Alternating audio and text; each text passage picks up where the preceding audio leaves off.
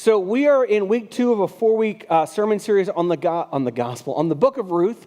And I'm going to catch you up if you missed last week in just a second. But I want to start out by teaching you a word, okay? And so I'm going to teach you a Hebrew word, and you can see it on the screen there. And the word it's Hesed, or sometimes it's spelled, so it's Hebrew letters putting into English letters, Chsed. It's not pronounced Hesed, and it's not pronounced Chesed. It's actually pronounced Hesed, right? We don't have that sound in English, and so that's why sometimes translators put it differently. I'll probably say Hesed most of the time, but it's a word. It's Hesed. So I want you to say the word Hesed. Ready? 1, 2, 3.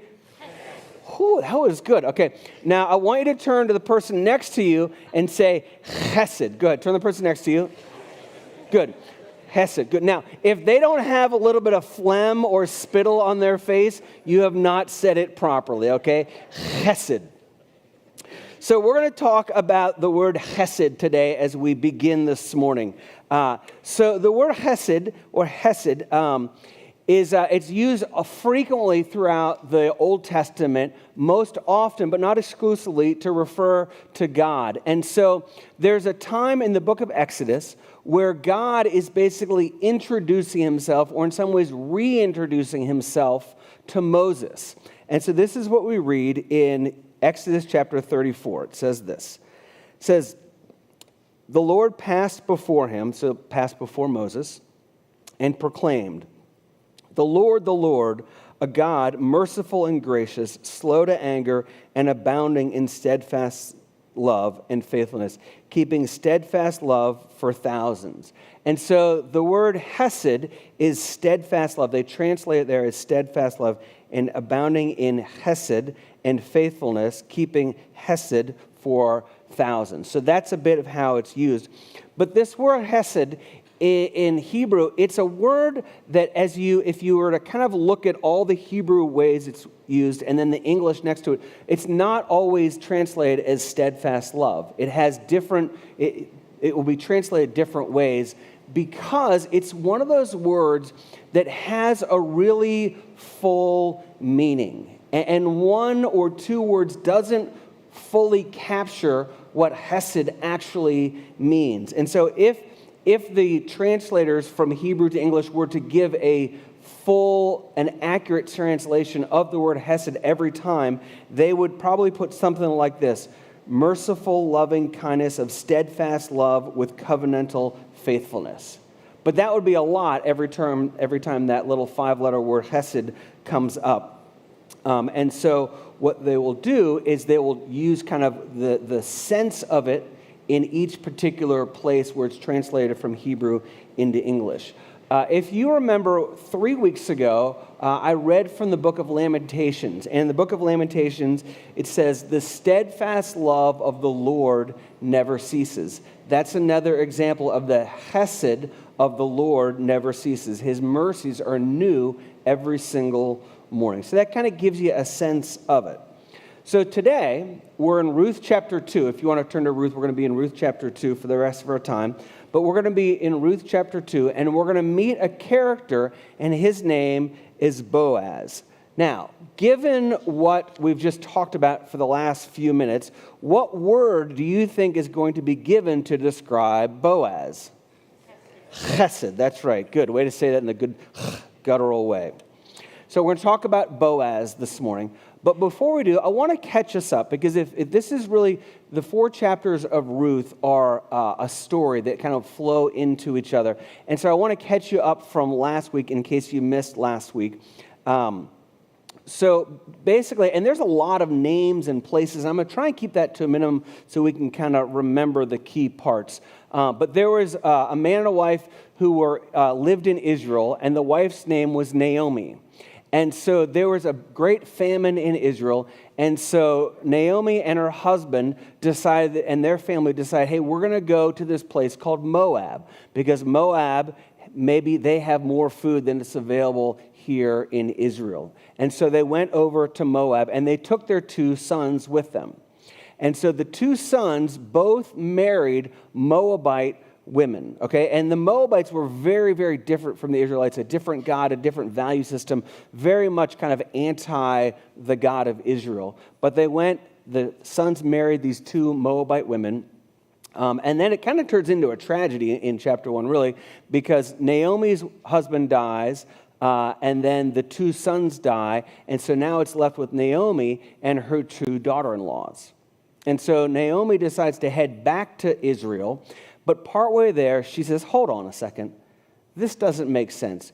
You two women are Moabites. It doesn't make sense for you to come with me to Israel. Stay where you are, get remarried, live among your people, live among your culture, what you're familiar with, and just stay there.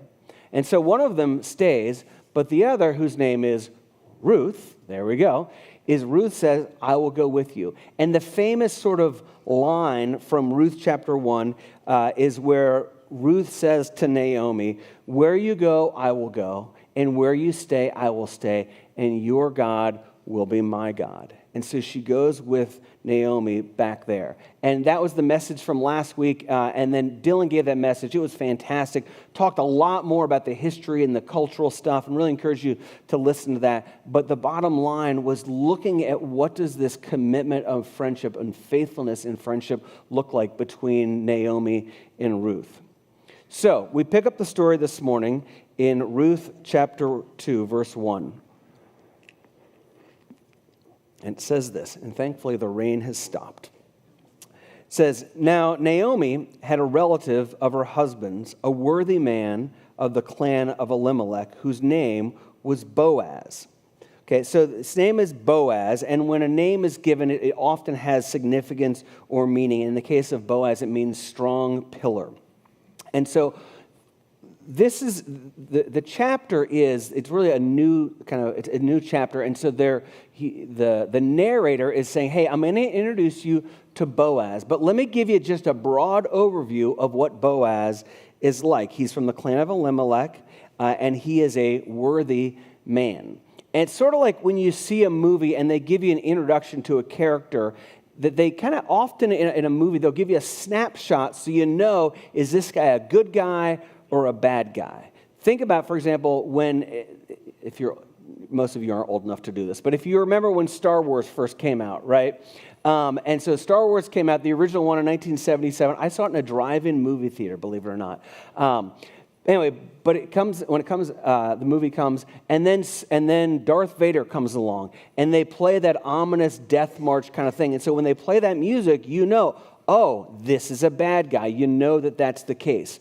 In the same way, what the narrator of Ruth is doing for us, he's saying, I'm going to introduce you to Boaz, and just so you know, he's a worthy man, right? And it was sort of a generic term to say, he's a good dude. He's on the good side. So just as we get oriented to the story, we've got Boaz, he's a good dude.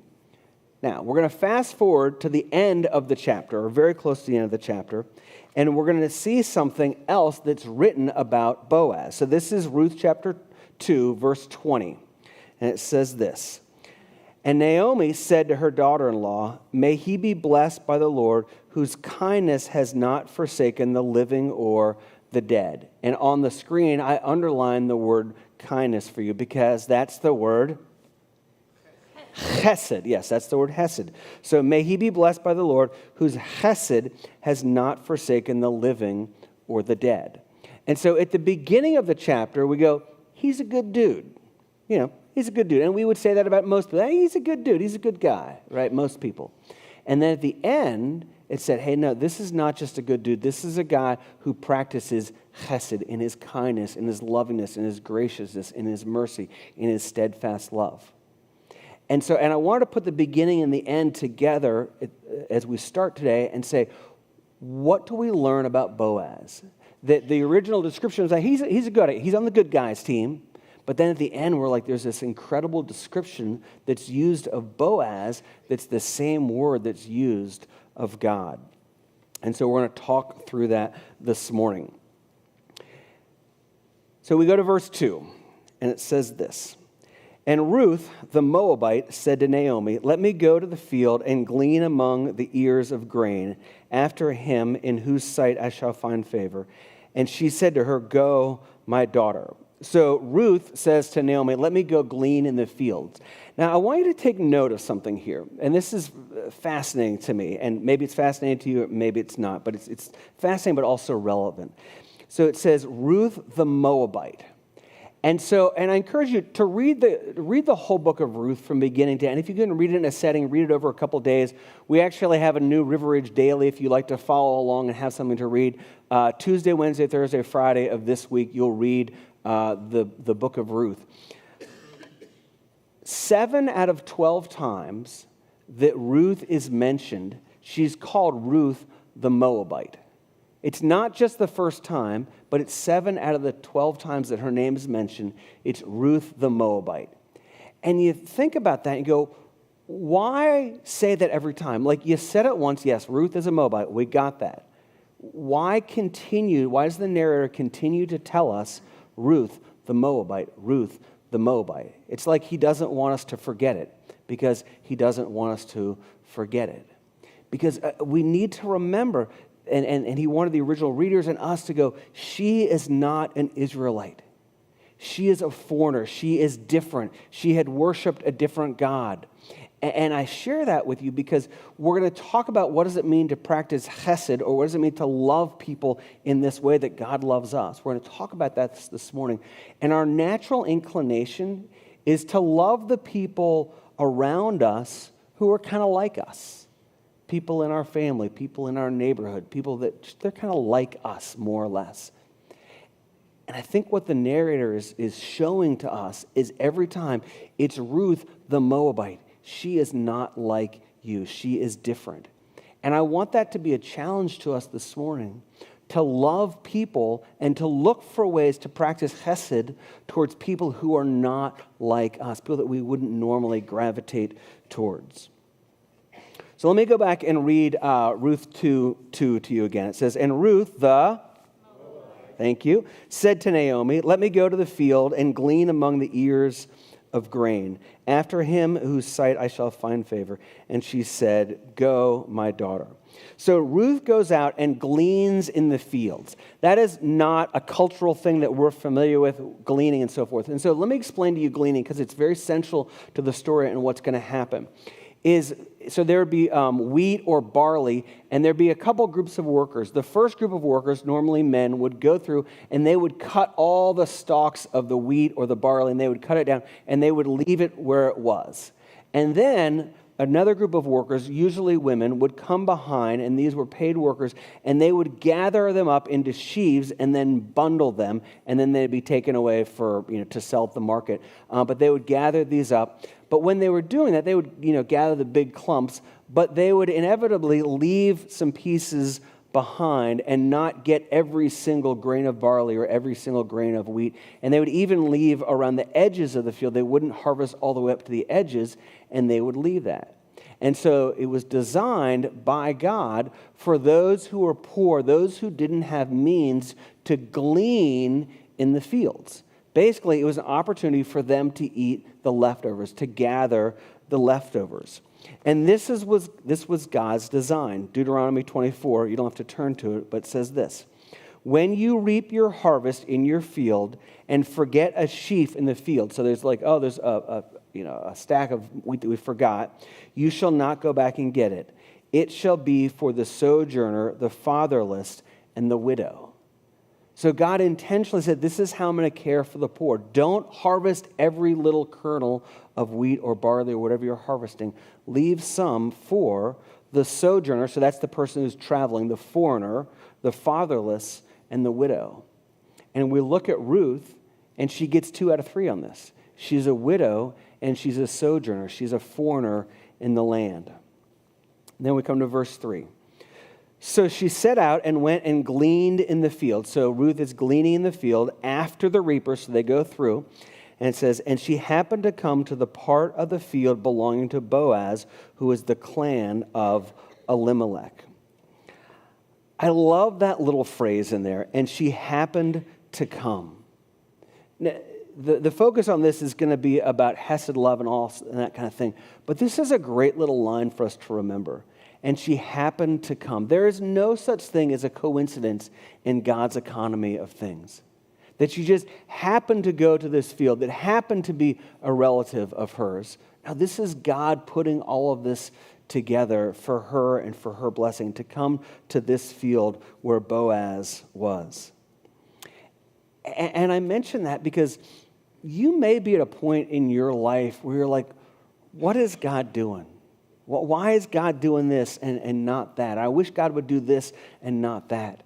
And I think that probably was a bit of what Ruth was going through. It's like, this is kind of a different life. I've chosen it, but this is hard. And it says, she happened to come. There's no coincidences with God. And God has you where you are, and not by coincidence. He will orchestrate things in his timing. Then in verse 4, it says, and behold, Boaz came from Bethlehem, and he said to the reapers, the Lord be with you. And they answered, the Lord bless you. Then Boaz said to his young man who was in charge of the reapers, whose young woman is this? And I love this story, just to the details that, he arrives in the field, like, hey, what's up, fellas? And they're like, hey, bless you, man.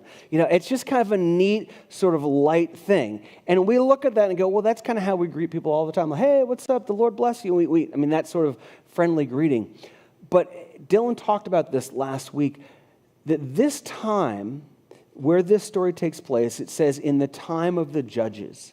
And that's an expression that says, in a very dark time in the life of Israel, in the nation of Israel, this was a bad time. The phrase that's repeated over and over in the book of Judges is, and everyone did what was right in his own eyes. Everybody just did what they wanted. It's all about me. It's not about the community. It's not about others. It's not about God. They just did what they wanted for their own selves. That's the culture that's going on in Israel. And so when Boaz has this great relationship with his workers, that's significant.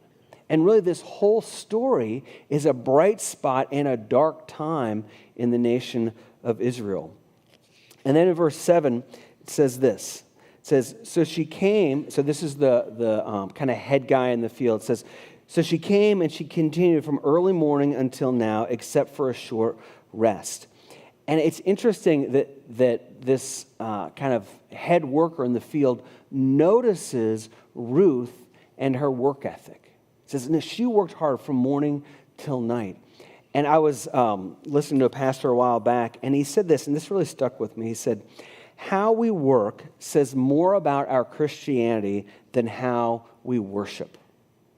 How we work says more about our faith than how we worship.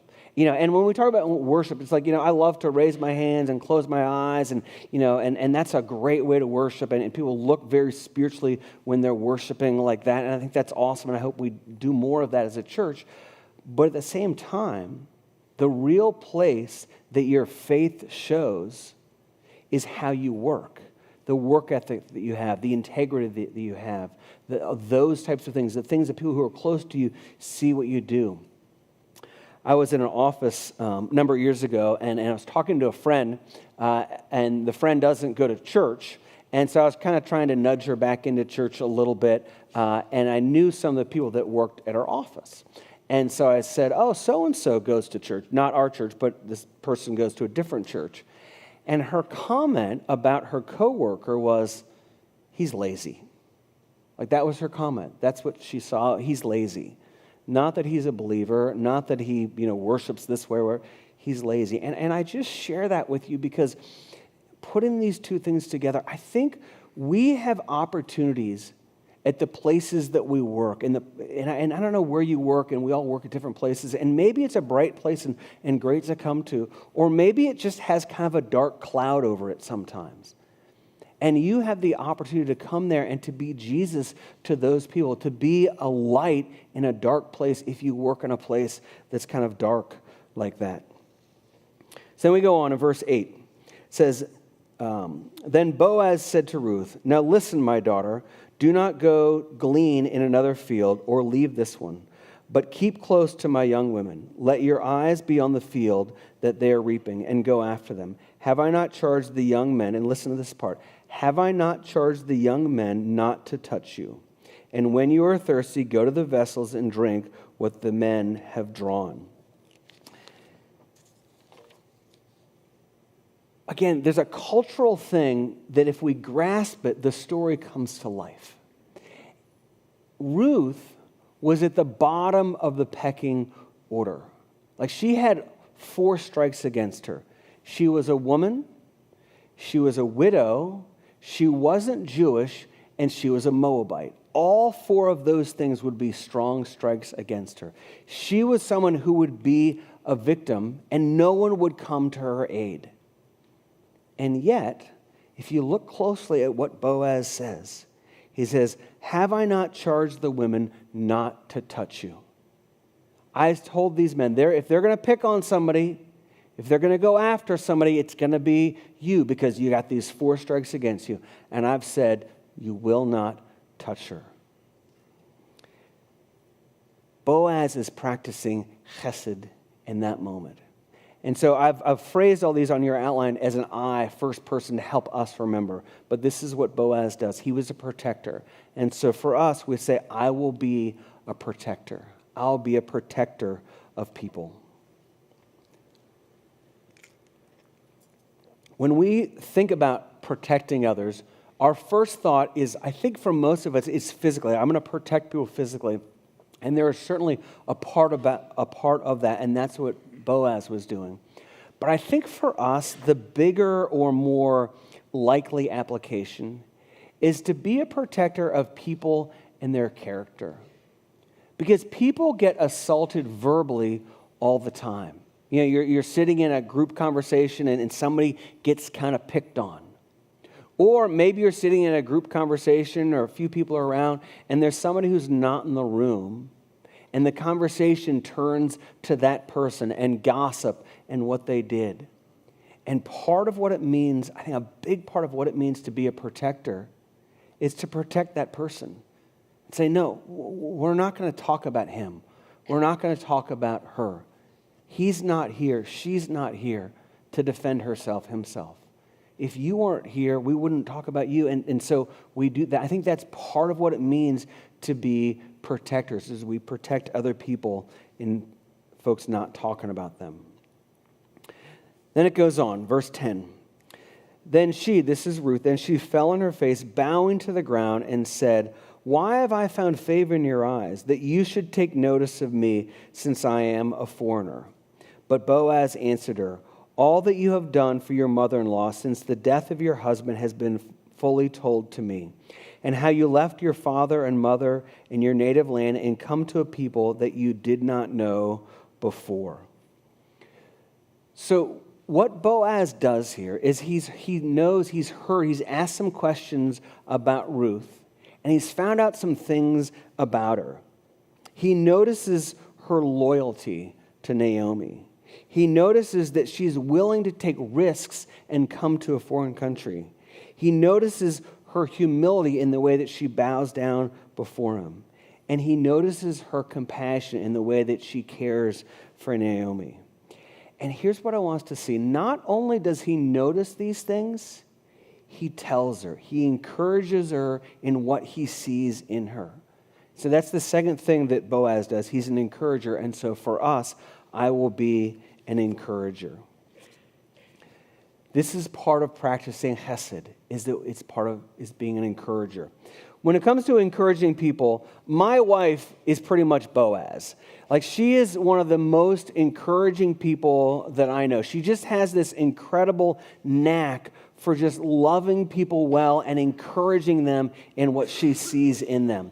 And being around her for the last 32 years or more, it's kind of grown on me. And I'm not great at this, but I'm getting better in a lot of ways because of Stacy. And so what would happen frequently is I would see something that was good in the world. I'd say, I'd come home and I'd tell Stacy, I'm like, "Hey, Stacy, Dylan gave an amazing sermon or amazing talk today." Or I'd come home and I would say, "Ben, our son's soccer coach, he ran just a phenomenal practice day. It was great."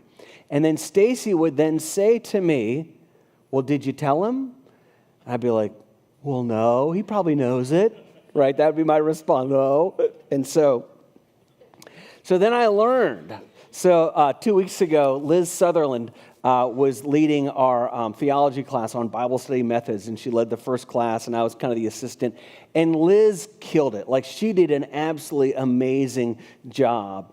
And so I go home and I tell Stacy, I'm like, Liz did a great job leading the class. And Stacy says to me, did you tell her? And I'm like, yes, I did. I was encouraged. I got that one right. Be an encourager. Man, if you see something good in somebody else, say something, notice it, be an encourager. That's part of practicing Hesed.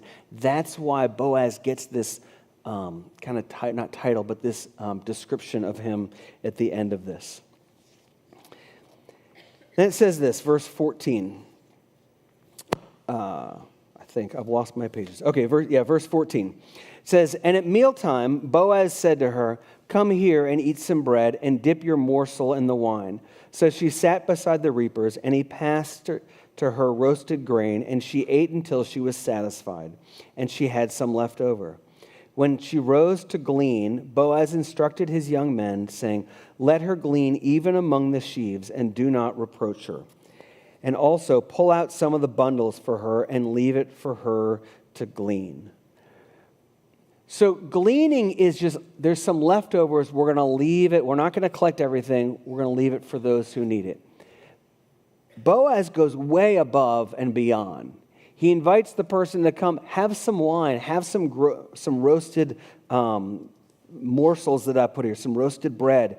And it says, eat until you're satisfied. And then he tells the workers, he says, hey, you've collected everything, just sort of by accident, leave some extra for Ruth to get. He does this thing for her which goes way above and beyond. He's practicing Hesed. He was excessively generous. And so for us too, I will be excessively generous. And I'll share a couple of examples of this and with the hopes that you go and practice these types of things. But if you remember 2 weeks ago, Stacy and I were supposed to give the message together, but she had some surgery called Mohs surgery on her lip, and it was just kind of emotional and for just different reasons and so forth. And she's like, I don't want to do the sermon, Matt. Can you do it on your own? Because I'm just going to cry all the way through. And I'm like, Stacy, you would have cried all the way through anyway. It's not going to make a difference. But I'll do it. So, but anyway, it was kind of a struggle week for us, just kind of emotionally and just some different things going on.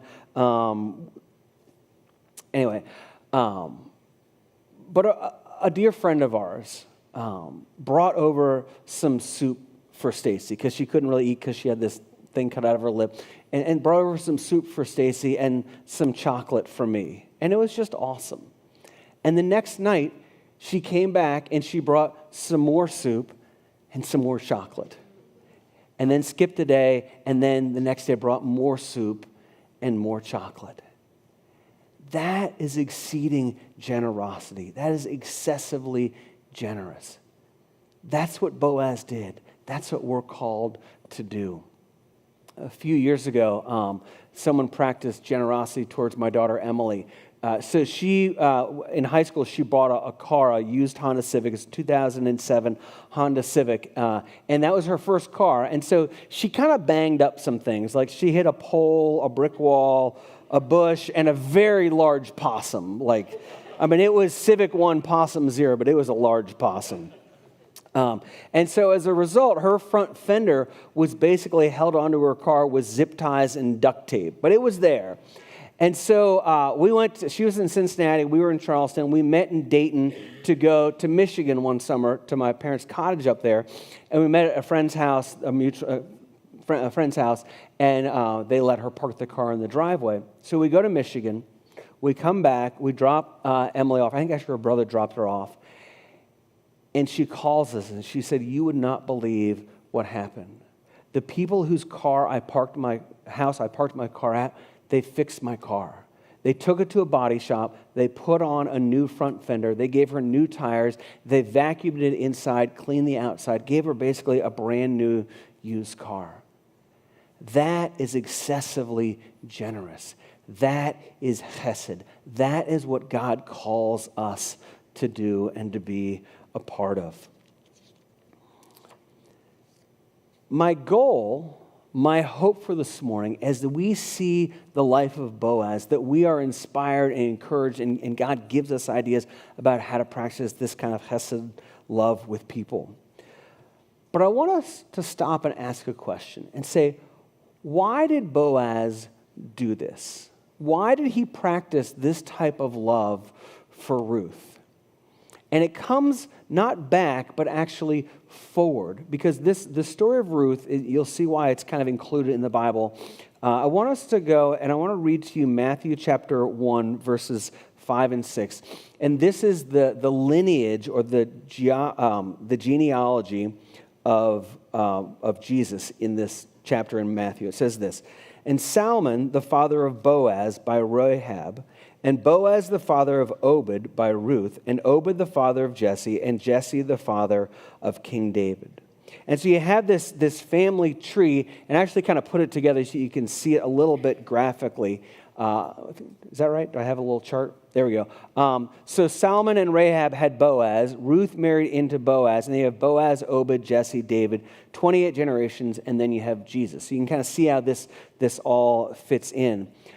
But we come back to this question, and we ask the question is, why did Boaz practice this really generous, merciful love with Ruth? And the answer is, he learned it from his mother, Rahab. And her story is recorded in the book of Joshua.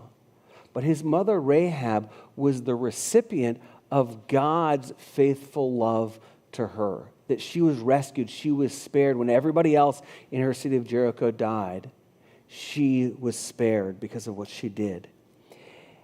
And I share that with you because I want us to understand that God has shown us a Hesed love. I don't have this on your outline, but I'll read it to you. It's 1 John 4:19 says this. It says, "We love because he first loved us." We love because he first loved us. You know, there's a lot in this story. I mean, you got names, Boaz, Ruth, Naomi, Elimelech. How do you keep all these straight? You have a lot of cultural stuff that's going on with backgrounds and gleaning and Moabites and all that stuff. You have a Hebrew word I threw at you, at Hesed. And it can be easy to get lost in all of that, all of these words and so forth. But here's the thing. I don't want you to miss the point of this story. And the point of this story is this, is that God has shown you incredible love in his mercy, in his kindness, in his grace. He has shown that to us. And then we turn that around and we show that to other people. People who are close to us, people who are far from us, people who are like us, people who are different from us. We protect them. We encourage them. We show them incredible, exceeding generosity with our time, with our money, with our thoughtfulness. That's what we are called to do. And I tell you, I think if we did this, even just we at River Ridge Church did this Hesed love towards other people, it would change our community. It would change our world to love people like this. And so that's my prayer for us, that we would love people like this.